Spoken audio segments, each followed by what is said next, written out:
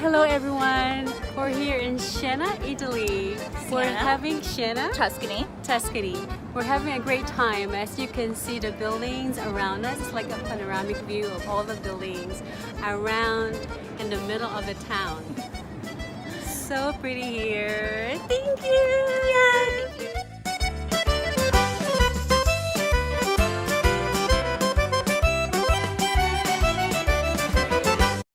Hi, I'm Chef, and welcome to another adventure of culture and love.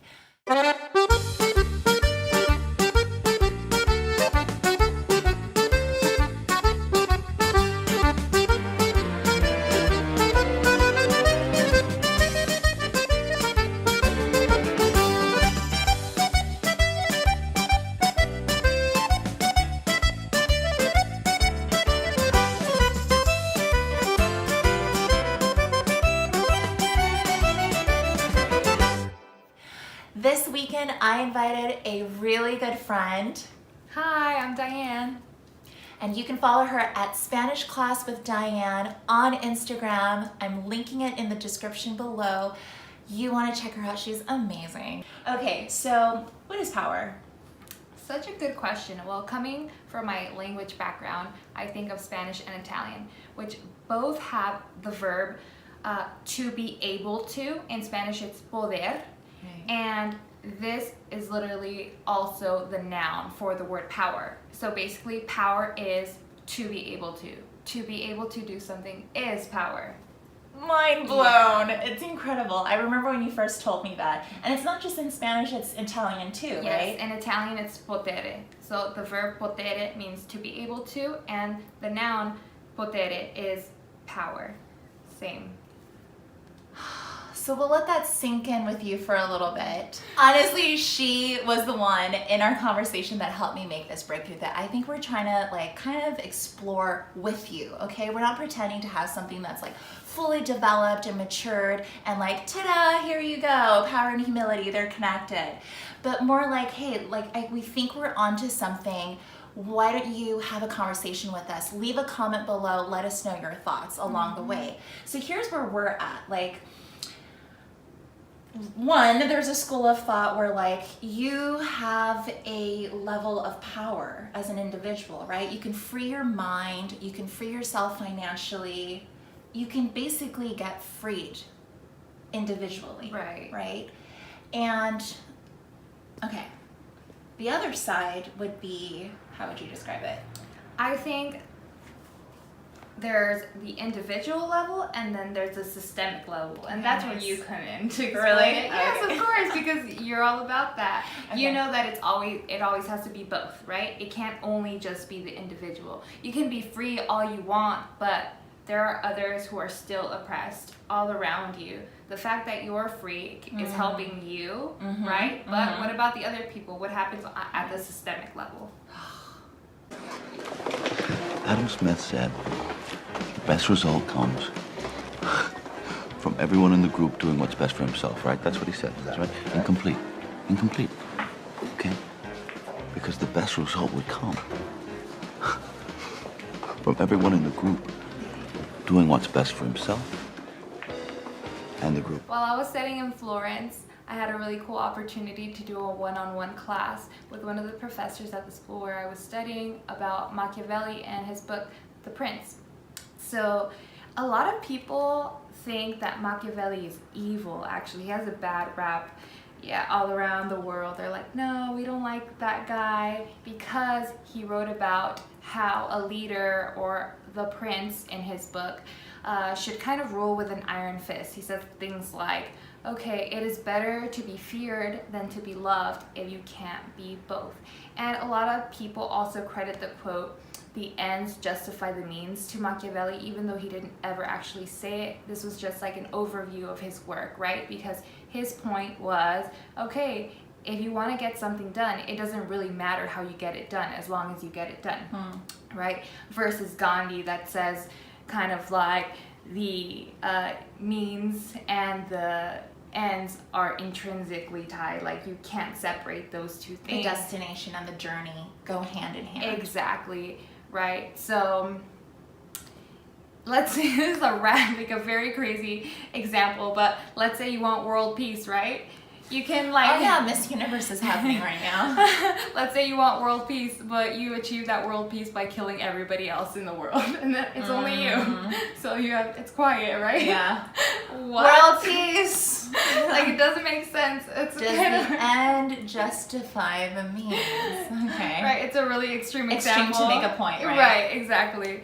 But there are some scholars that actually believe that he was writing this not to the person in power, one of the Medici in Florence, but he was writing it undercover or low-key to the people of Florence, because he wrote the Prince in vulgar Italian, which was the Italian of the people, and usually Amazing.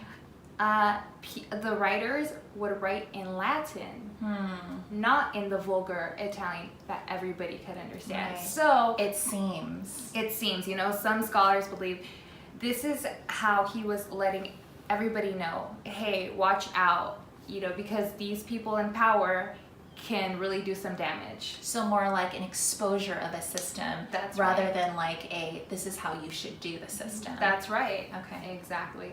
So, and Good stuff. yeah, it's very interesting stuff.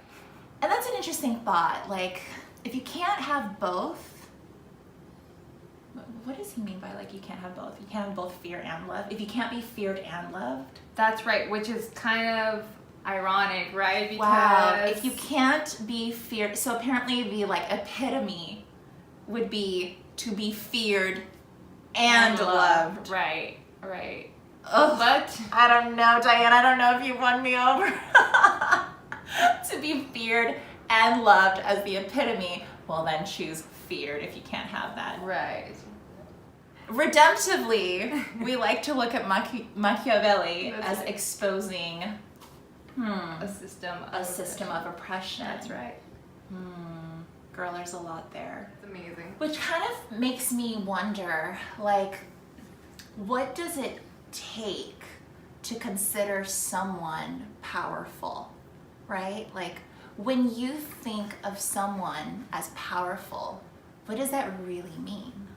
The Forbes list for most powerful people in 2018 came out already, I think like at the beginning of the summer.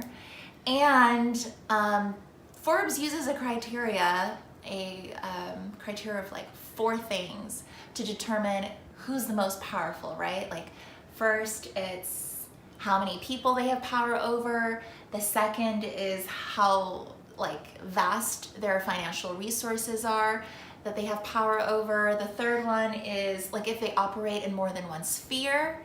And then finally, I think this one's the most subjective, which is like how Are they changing the world? Are they basically changing the world? Like, how actively do they wield their power to change the world? But Tupac really emphasized the income inequality, basically. Okay. So one of the interviews he had with MTV, I believe, he spoke about how there can be someone that has $32 million, but there's somebody else who doesn't even have a house or a place to sleep, anything. And it is actually very tragic to even think about this. He is very moved when he was talking about it, and that really touched me. No more porno buildings, you know what I'm saying? Let's build houses. Or no more polo games. Let's build houses for poor people. You know what I'm saying? Or, look, okay, I know you're rich. I know you got $40 billion, but can you just keep it to one house? You only need one house. And if you only got 2 kids, can you just keep it to 2 rooms? I mean, why have 52 rooms and you know there's somebody with no room? It just don't make sense to me. It don't. And then these people celebrate Christmas. They got big trees, huge trees, all the little trimmings. Everybody got gifts, and then somebody's starving. And they're having a white Christmas. They're having a great Christmas, eggnog and the whole 9. That's not fair to me. We have powers. Like, all of us have powers. That's very Foucault, right? We have powers. It's everywhere. And I think what our issue is not so much power itself, but our managing it or our use of it or something like that. So, like, I think it's important for us to know our powers. Yeah, you have powers. They might not be supernatural powers, but they're superpowers, right?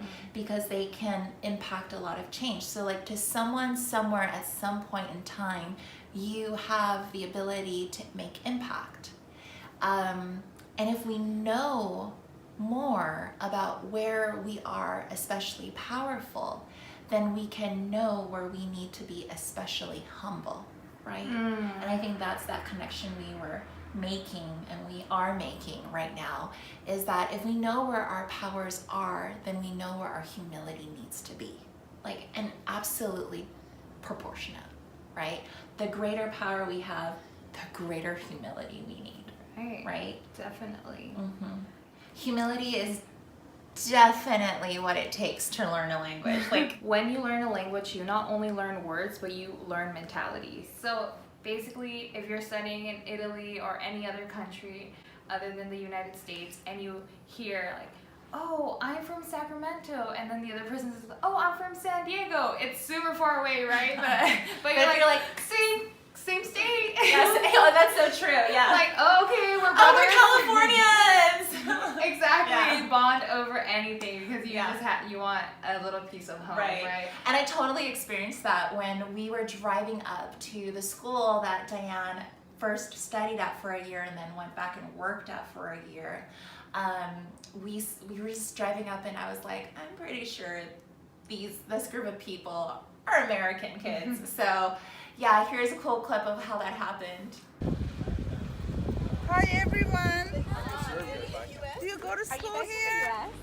Yes. Are you ACA students? Yes. We're from California. No way! I'm from La Sierra. Southwestern. I go to La Sierra. My cousin goes to Loma Linda. Oh my goodness. Yeah. Say your name. Say your name. I'm Dante. Do you know Morgan Southwestern? Do you know Morgan Bagangito? Casey? Yes, absolutely. You know Casey? Yeah, she's my cousin.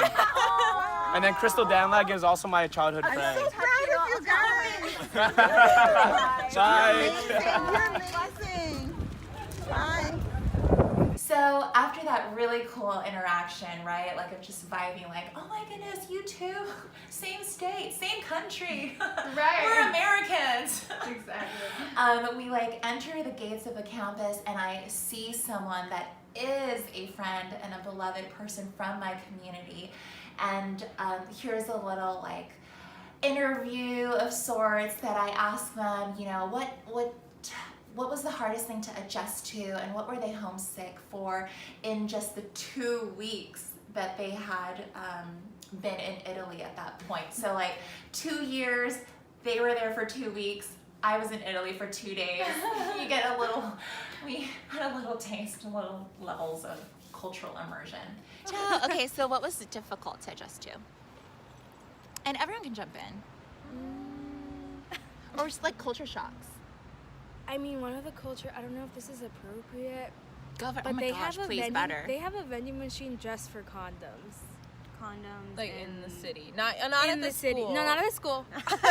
Not at the school. In the city. In the city. Yes. Let's be In clear. several spots of the city, it's just a vending machine full of sex protection and yes, that type of stuff. Which is weird. The tiny cars are very small. Yeah. I mean, incredibly yes, small. yes. Like smart cars everywhere. Yes. Yeah. And Vespas are a thing. Yes. Vespas. Yes. Learning how to cross learning how to cross.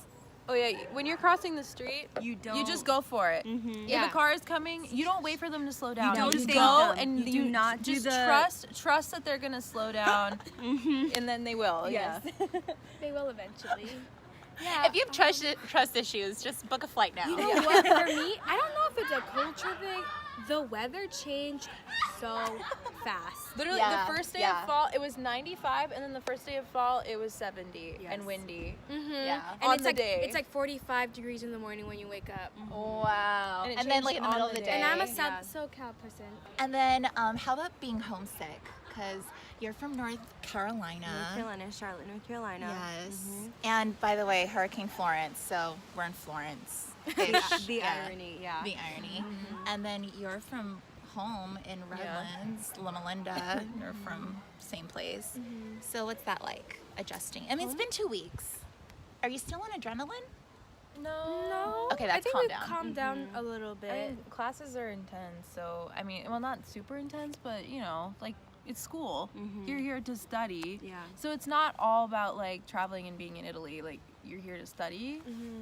So I guess, I mean, from being from California, it's not, and then I go to Southern. Yeah. So I'm used to the distance. Being out. And it's really the same thing. If anything, fair. it's more convenient to be here, time difference wise, to talk to my family. Because the 3-hour difference makes it awkward. Like when they're at work, I'm out of class, but then when I'm in class, you know, like it's awkward. But here, like 9 hours, it's a good, like, you know, when it's morning there, it's evening here. Evening there, it's morning here. Got it. So it makes it easy that way. Interesting. And I guess, I mean, my family, we're pretty European anyway, because my grandma immigrated from Spain. Okay. So, like, it's not, like, being here, I feel very at home.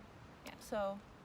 Oh, I love It's it. I, That's on fantastic. the other hand, did Yes. not go away for Trust more. college.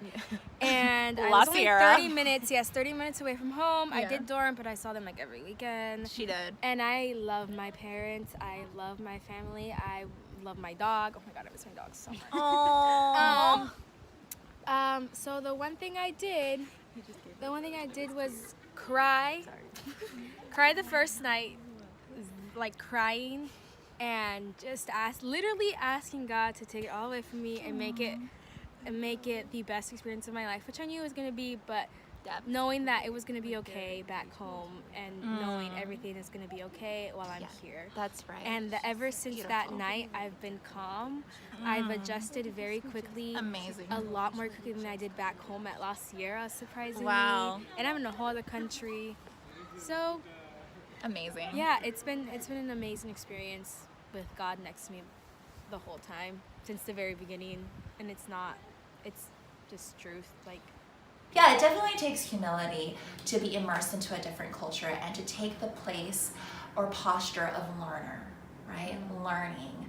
And that's probably a very practical tip to being humble. So like you're hearing us say like, hey, if you're in power, if you have privilege, be humble, be responsible. A really powerful tip to know exactly how to exercise that humility and where to start is to start finding places where you can learn.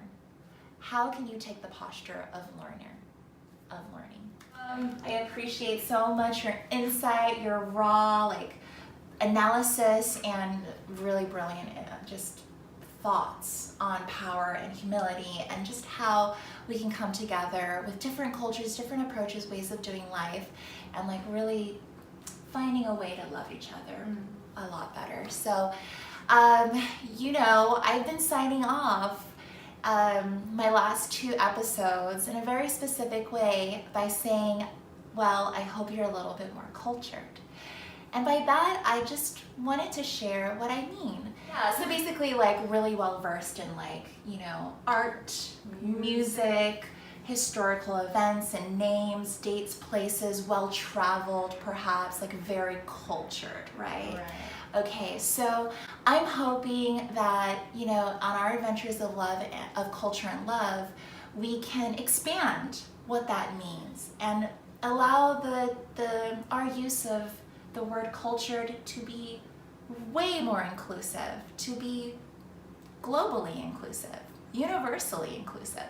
And so I hope you are a little bit more cultured and a little bit more in awe of love. Stay in awe, and remember, you are awesome.